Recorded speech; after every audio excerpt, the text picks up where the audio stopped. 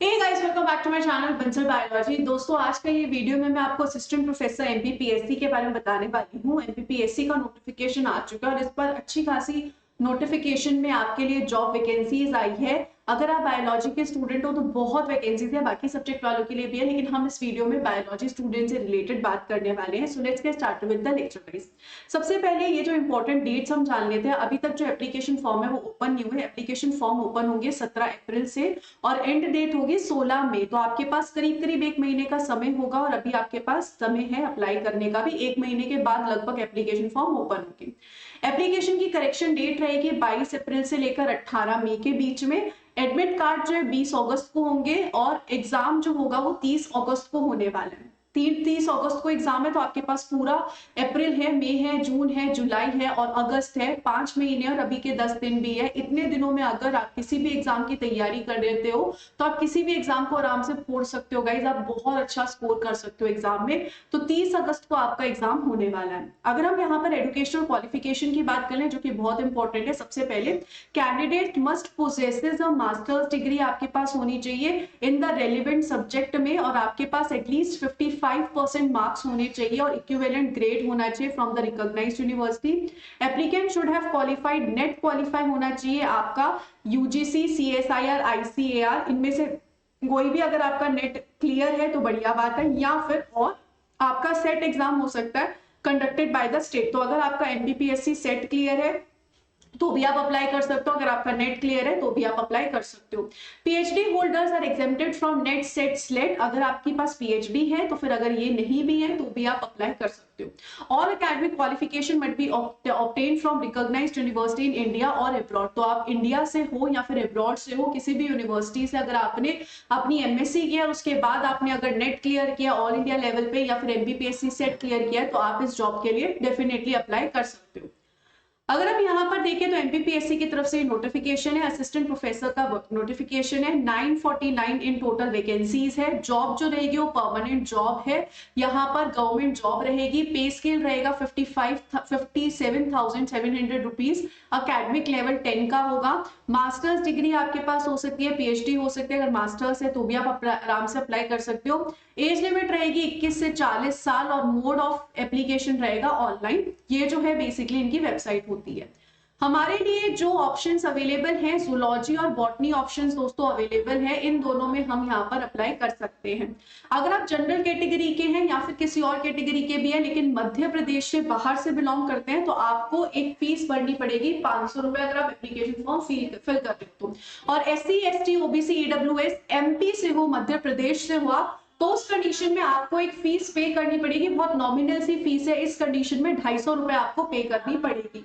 तो आप यहाँ पर आराम से जो है एप्लीकेशन फॉर्म दोस्तों फिल कर सकते हो। आराम से आप एप्लीकेशन फॉर्म अगर आप मध्य प्रदेश से हो तो भी फिल कर सकते हो, बाहर से हो तो भी आप फिल कर सकते हो। हाँ, अगर आप इन डेट्स के बाद फिल करते हो तो भी आप फिल कर सकते हो फॉर्म, लेकिन उसकी फीस बहुत ज्यादा हाई है। तो इट्स इंपॉर्टेंट कि आप 16 मई तक अपनी जो है एप्लीकेशन फॉर्म जो है वो फिल कर दें। अगर हम यहाँ पर पेपर पैटर्न की बात कर ले तो आपके 3 पेपर होंगे। फर्स्ट पेपर होगा जनरल नॉलेज का, सेकंड पेपर होगा सब्जेक्ट कंसर्न का और थर्ड पेपर होगा इंटरव्यू का। जो फर्स्ट पेपर होगा उसमें 50 क्वेश्चन होंगे। हर एक क्वेश्चन जो है 4 मार्क्स का होगा। 200 मार्क्स का आपका पेपर होने वाला है। सेकेंड पेपर जो होगा आपका 150 मार्क्स का होगा। वंस अगेन 4 मार्क्स का होगा। 600 मार्क्स का आपका पेपर होने वाला है। 150 क्वेश्चन इसमें, 50 क्वेश्चन इसमें, टोटल 200 क्वेश्चन होंगे। यहाँ पर हो गया इन टोटल 800 मार्क्स प्लस आपका इंटरव्यू के होंगे 100 मार्क्स, जिसको मिला के आपके पास हो जाएंगे total 900 marks. Duration of examination होगा, पेपर 1 होगा 1 घंटे का, पेपर 2 होगा 3 घंटे का। आगे चलिए वैकेंसीज की अगर हम बात करें तो यहाँ पर 31, 19, 25, 32 एंड 12 ये है 119 वैकेंसीज।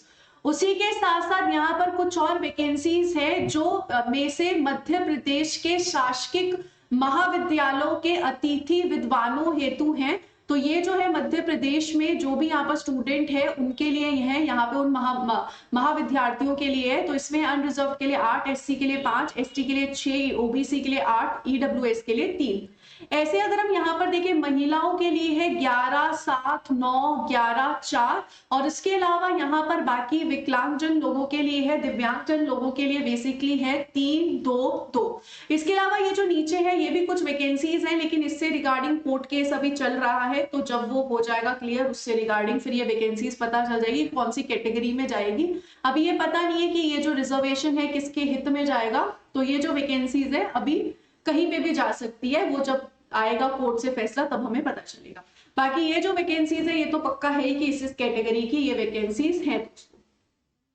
अगर हम आगे चलिए, अगर हम देखिए जूलॉजी कैटेगरी में कौन कौन से स्टूडेंट्स अप्लाई कर सकते हैं, तो जूलॉजी कैटेगरी में अगर हम बात करें fisheries, aquaculture, environmental science, limnology, entomology, biotechnology, bioscience, genetics, bioinformatics, life science और जेनेटिक इंजीनियरिंग, ये वाले स्टूडेंट्स जो हैं वो जूलॉजी के एग्जाम के लिए बिल्कुल अप्लाई कर सकते हैं। बॉटनी में अगर हम यहाँ पर देखें तो 125 वैकेंसी है इधर, 33 unreserved, SC, ST, OBC, EWS, फिर यहाँ पर है 8, 5, 6, 9, 3, यहाँ पर है 12, 7, 9, 12, 5, फिर यहाँ पर है 3, 2, 3। तो आप देख सकते हो there is a lot of vacancies, बहुत अच्छी खासी नंबर ऑफ वैकेंसीज आई है बॉटनी में और जूलॉजी में भी, तो उसमें कोई टेंशन नहीं है।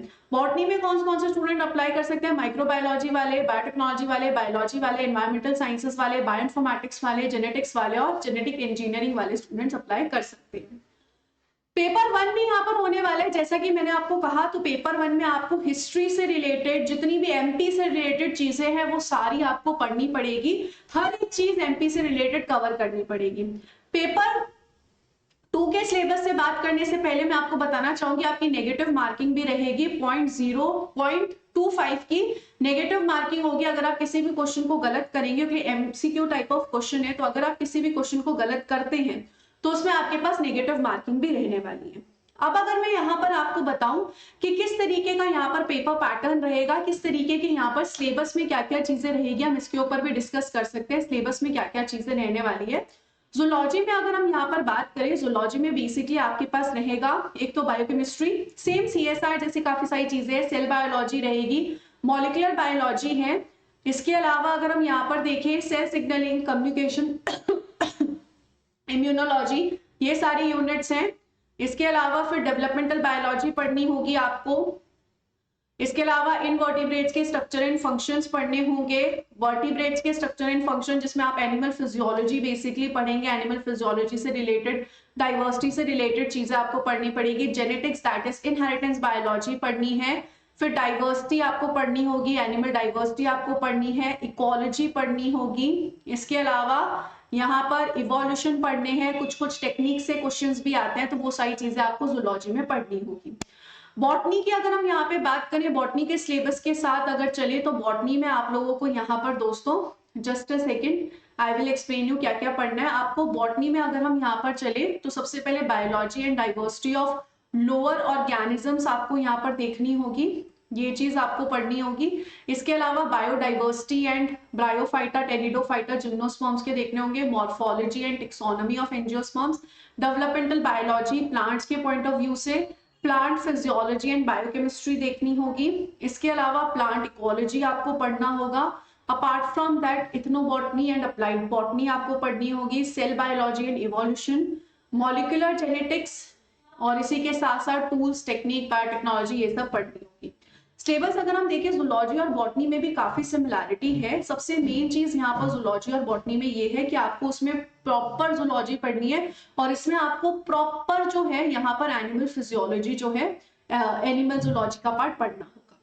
अगर आप बंसल बायोलॉजी के साथ पढ़ना चाहते हो तो एमपीपीएससी जूलॉजी का कोर्स बंसल बायोलॉजी पे भी अवेलेबल है दोस्तों, if you want to join assistant professor का कोर्स, जिसमें हम आपके पेपर 2 जूलॉजी को पूरे अच्छे से एक एक चीज इसमें कवर करेंगे। आपको इसमें टेस्ट सीरीज भी मिलेगी, नोट्स भी मिलेंगे, डिटेल्ड एक्सप्लेनेशन भी मिलेगी, रिकॉर्डेड क्लासेस भी मिलेगी। सो अगर आप हमारे साथ असिस्टेंट प्रोफेसर के लिए जुड़ना चाहते हो और इन डेप्थ तैयारी करना चाहते हो तो डेफिनेटली आप इसके लिए भी जुड़ सकते हो। I wish you all the very best guys, take care of yourself, bye bye.